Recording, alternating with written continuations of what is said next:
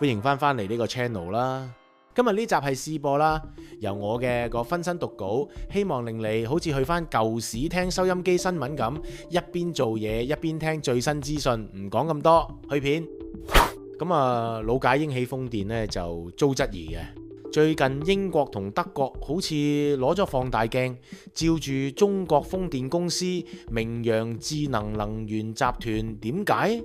因為佢哋嘅大佬創始人兼董事長張全偉竟然係解放軍退役軍人，仲係共產黨員，仲攞過廣東最美退伍兵獎。哇！呢個背景係咪有啲似特工片主角？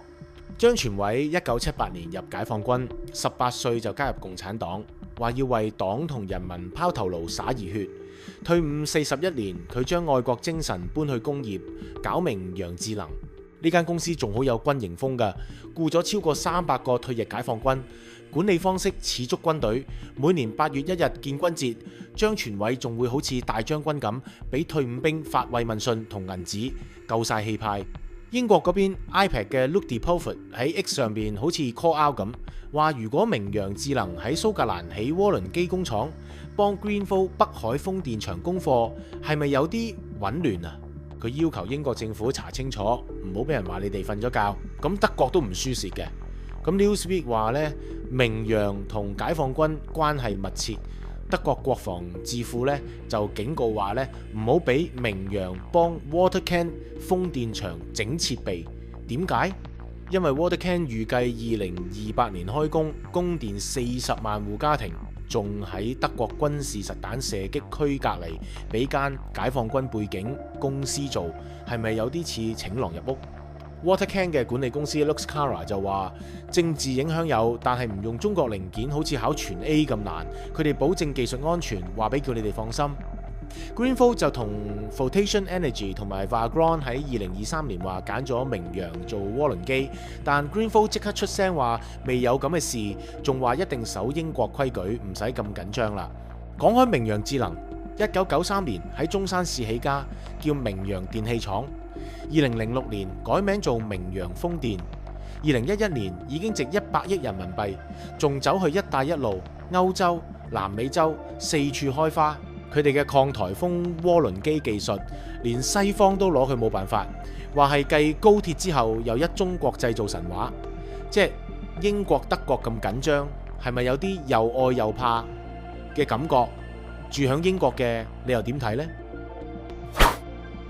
建制追擊無國界記者，最近無國界記者 RSF 俾香港嘅建制媒體大公報同文匯報追擊，話佢哋嘅世界新聞自由指數係抹黑香港同中國。RSF 嗰份報告話咧，香港喺180個地區入邊排第140位，跌咗7位，中國就排第177位，係倒數第4。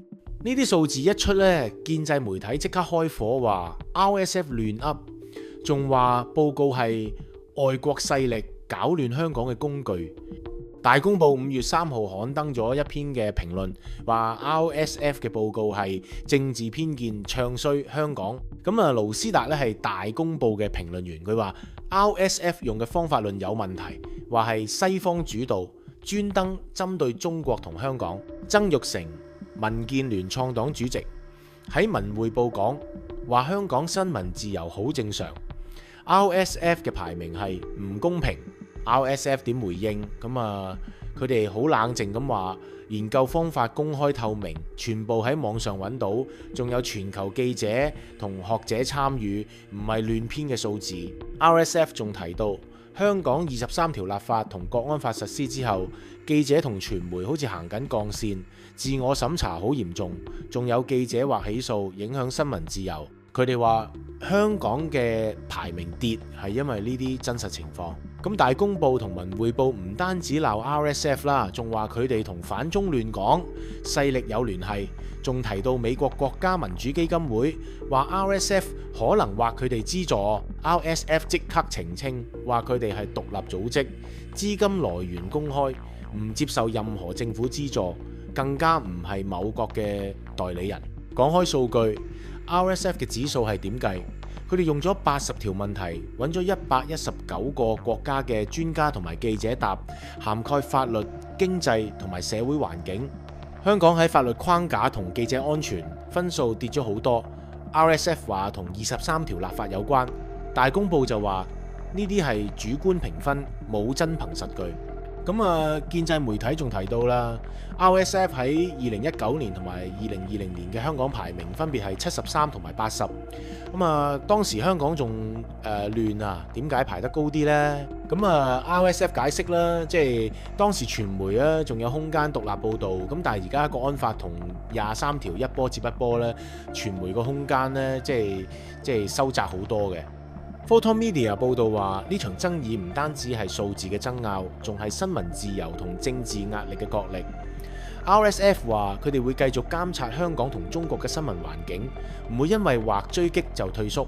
建制媒體就話 RSF 嘅報告係西方霸權嘅工具，仲話香港同中國嘅新聞自由好穩陣，唔使外人指點。特朗普同英國咧搞貿易調。特朗普又出招啦！佢喺5月8號喺白宮宣布，話同英國達成咗一個突破性貿易協議，仲話係佢上任後美國第一個貿易雕，聽落好似好大件事咁。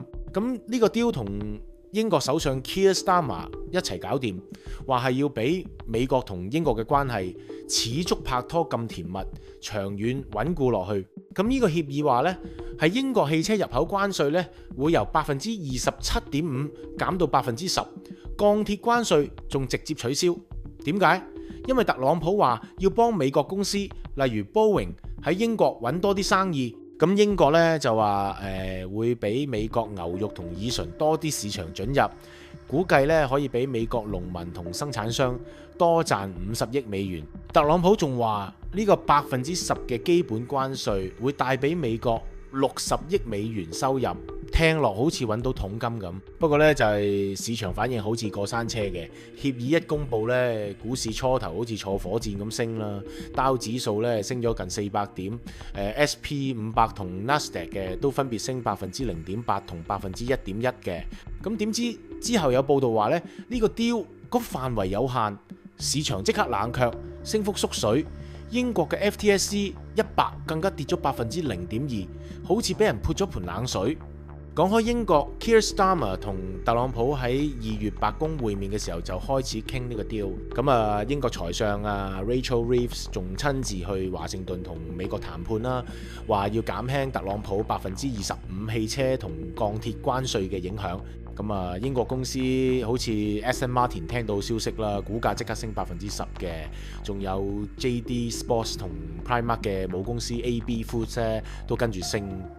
咁點知呢？就特朗普話10%關稅仲會留低啦，其他國家仲可能俾更高關稅嘅，聽落好似話你哋要乖乖聽話先得嘅。Photon Media 報道話呢個 deal 呢雖然係外交勝利，但同英國同印度嘅自由貿易協議比範圍仲係細。咁英國同美國嘅貨物貿易差唔多平衡，英國仲係美國服務出口嘅頭號買家，但係貨物入口咧只排第5。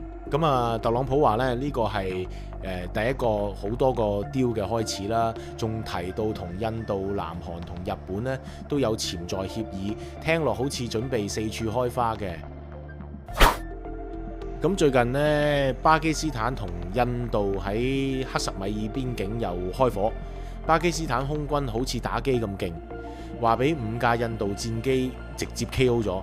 呢單新聞一出，唔單止國際震驚，連中國嘅軍工股都好似坐火箭咁升，簡直係揾到桶金喎。點解？因為巴基斯坦用嘅 JF-17 梟龍啦，戰機呢係同中國一齊整嘅。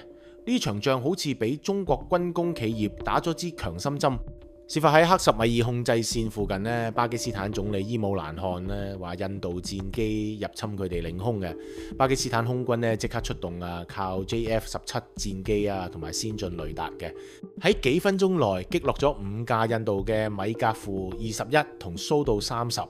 印度總理莫迪就話呢次係誤會，仲話巴基斯坦挑釁，但係巴基斯坦話有雷達證據，仲俘虜咗1名印度飛行員，話要同莫迪好好傾偈。講開 JF-17，呢款戰機係中航工業同巴基斯坦航空聯合開發，成飛集團負責主要生產。DW 報導話，擊落事件之後，中航工業嘅 A 股喺上海同深圳交易所升咗15%，成飛集團同航天科技嘅股價仲升咗近20%。有分析話呢次巴基斯坦嘅五殺戰績俾晒中國武器嘅可靠性同火力，連帶一帶一路國家都話要揾中航工業傾生意。咁市場反應呢就好似個過山車，擊落消息一出啦，中國軍工板塊喺2日內總市值升咗超過500億人民幣。咁但係印度嘅 BSE 指數就跌咗1.5%，軍工股係好似塔塔集團同巴拉特電子跌咗5%至8%。有投資者話啦，呢場空戰啦，好似俾中國軍工企業開咗個大廣告啊！巴基斯坦空軍呢，仲公開讚 JF-17，好似有雷神之錘咁勁。伊姆蘭汗喺記者會話呢，佢哋唔想戰爭，但係印度如果再亂啦，巴基斯坦隨時奉陪嘅。咁莫迪就話呢，印度空軍呢已經準備反擊，仲提到要同美國同法國呢係買新戰機，唔想再俾JF-17教訓。Photon Media 報導話，呢場衝突唔單止係巴基斯坦同印度嘅恩怨，仲係中國同西方軍工嘅暗戰。中國武器喺國際市場嘅地位好似升咗 level。講開中航工業，佢哋除咗 JF-17，仲有千富20同運到20，近年喺非洲同中東搶咗唔少訂單。成飛集團話 JF-17 嘅成本比西方戰機平一半，但係火力同機動性唔輸蝕。巴基斯坦今次好似俾晒佢哋嘅實力，市場預計未來5年中航工業嘅出口訂單可能達到100億美元，聽落好似要開香檳慶祝。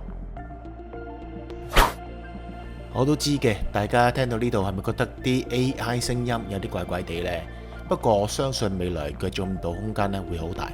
咁但係點都好啦，以前唔講嘅而家都講啦，記得 like 同埋 subscribe， 記得留言啊！